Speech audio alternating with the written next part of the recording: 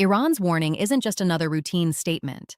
It's being seen as a calculated signal, and that's exactly why it's getting so much attention right now. In situations like this, countries don't just speak for the sake of it. Every word is chosen carefully. And when Iran issues a warning at a time when tensions are already high, it's meant to draw a clear line, a message that any further pressure or action could trigger a much stronger response than before. What makes this even more significant is the timing. The region is already on edge, and even a small shift can quickly escalate into something bigger. So when a warning like this comes out now, it's not happening in isolation. It's part of a much larger and more sensitive situation. There's also a strategic layer to it. Warnings like these are often designed to create pressure without immediate action. It puts the United States and Israel in a position where every next move has to be carefully calculated. One wrong step could lead to consequences that are difficult to control. At the same time, this kind of message isn't just for external audiences. It also plays a role internally. It shows strength, control, and readiness, signaling that the country is prepared and willing to respond if needed. And the reaction from the US and Israel tells its own story. Increased alert levels, stronger defense positioning, and closer monitoring of the situation all suggest that this warning is being taken seriously, not dismissed as just political rhetoric. In moments like this, warnings can often be early indicators of what might come next, not immediate action, but a clear sign that the situation is entering a more critical phase. Over the past few days, the pace of events has picked up in a way that's hard to ignore. What might have once taken weeks to unfold is now happening in a matter of hours. Reports of airstrikes, missile launches, and targeted operations are coming in almost back to back, creating a situation where the pressure is constantly building on all sides. What stands out is how both sides appear to be responding quickly rather than waiting. One move is followed by another, and that pattern makes the situation far more unpredictable. When actions and reactions happen this fast, it reduces the time for diplomacy or de-escalation, increasing the chances of miscalculation. There's also a noticeable shift in the type of targets being involved. Instead of symbolic or low-impact actions, the focus seems to be moving toward more strategic and sensitive locations. That kind of escalation sends a stronger message and raises the stakes significantly because it shows a willingness to go beyond warnings and into more direct pressure. At the same time, these developments are not happening in isolation. Military systems are being activated, defense networks are being tested in real time, and intelligence operations are likely working at full capacity behind the scenes. This creates a constant state of alert where both sides are preparing not just for the next move, but for multiple scenarios at once. Another important factor is how quickly information spreads. News of each strike or response reaches global audiences almost instantly, adding to the tension. This kind of real-time visibility can influence decisions, shape public perception, and even increase pressure on leadership to respond more firmly. All of this contributes to a situation where the margin for error becomes very small. With rapid escalation, high-value targets, and constant monitoring, even a limited action can have wider consequences, pulling more players into the situation and making it harder to control the overall direction. What makes the situation even more intense is the nature of the targets involved. When actions shift toward critical infrastructure, especially energy facilities, it signals a much deeper level of strategy. These are not random or symbolic locations. They are central to a country's economy, stability, and global influence. Energy sites, in particular, carry massive importance. They don't just power cities. They connect directly to global markets, oil supply chains, and economic confidence. So when such locations are targeted, the impact goes far beyond immediate physical damage. It creates uncertainty in global energy prices, affects international trade, and sends shockwaves through financial systems. From a strategic perspective, targeting this kind of infrastructure is a way of applying pressure without engaging in full-scale war. It's a calculated move designed to weaken confidence and show capability at the same time. It tells the other side, and the world, that key systems are vulnerable and can be reached if tensions continue to rise. There's also a signaling effect here. By choosing high-value and sensitive targets, it demonstrates precision and intelligence capability. It suggests that operations are not just reactive, but planned with a clear understanding of what will have the most impact. That kind of message can shift how opponents assess risk moving forward. At the same time, these actions increase the overall stakes dramatically. Once critical infrastructure becomes part of the equation, the room for restraint becomes smaller. Any response to such actions is likely to be stronger because the consequences are no longer limited. They begin to affect national stability and international perception. This kind of escalation changes how the entire situation is viewed.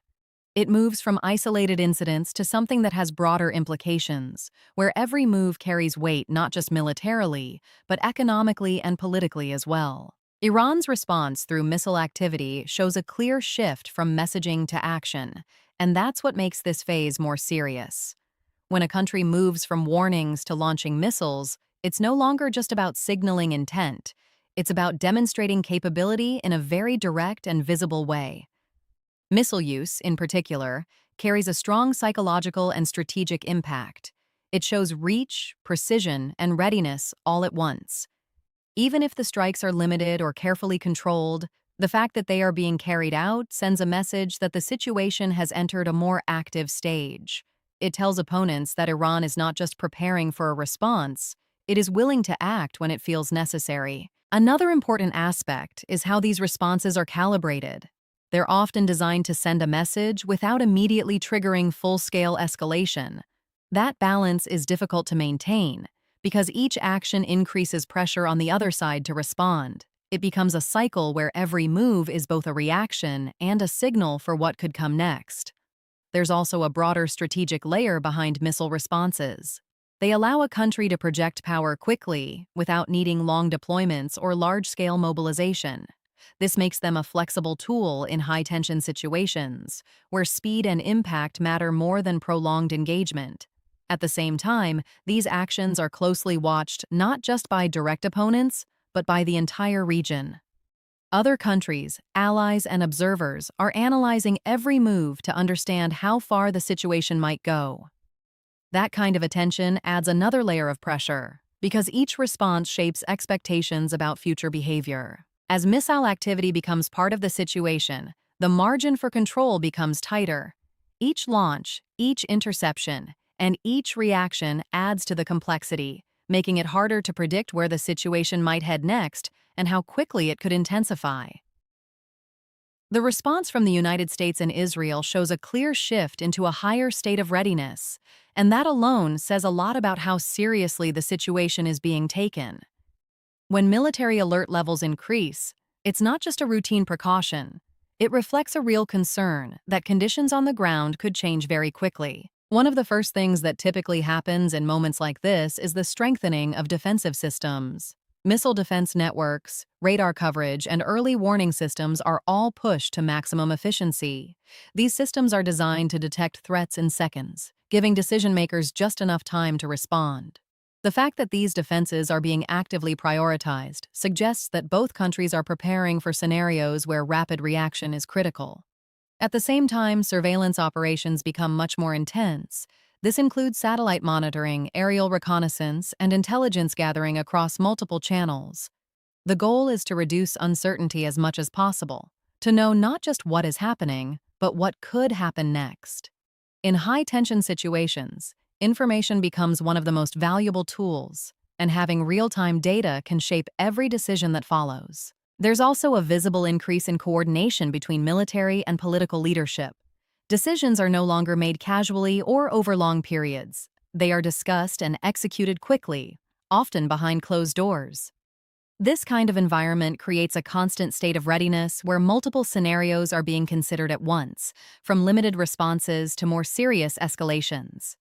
Another layer to this is force positioning.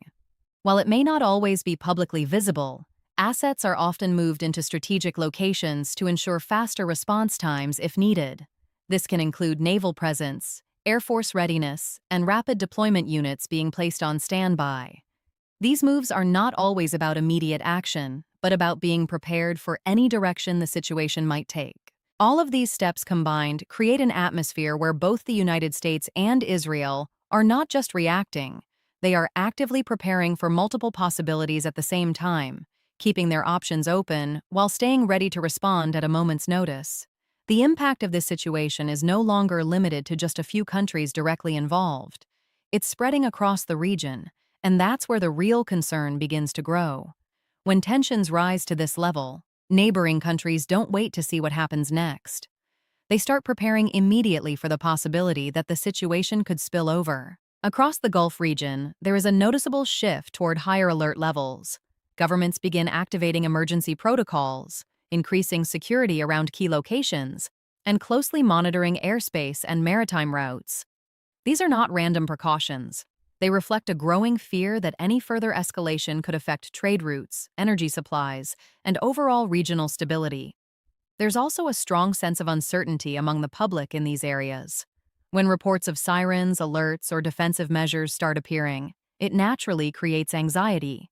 People begin to pay closer attention to the news, movements become more cautious, and there's an underlying awareness that the situation could change very quickly. Another important factor is how interconnected the region is. Economies, energy exports, and security arrangements are all closely linked, so when one part of the region experiences tension, the effects can ripple outward. Oil markets react, shipping routes become more sensitive, and international businesses start reassessing risk. At the same time, governments in nearby countries often have to balance two things: staying neutral publicly while quietly preparing for worst-case scenarios. This includes strengthening internal security, coordinating with allies, and ensuring that they are not caught off guard if the situation expands beyond its current scope. As more countries shift into a cautious or defensive posture, the overall atmosphere in the region becomes more fragile. Even if they are not directly involved, the rising tension creates a chain reaction where fear, preparation, and uncertainty begin to spread far beyond the original conflict zone.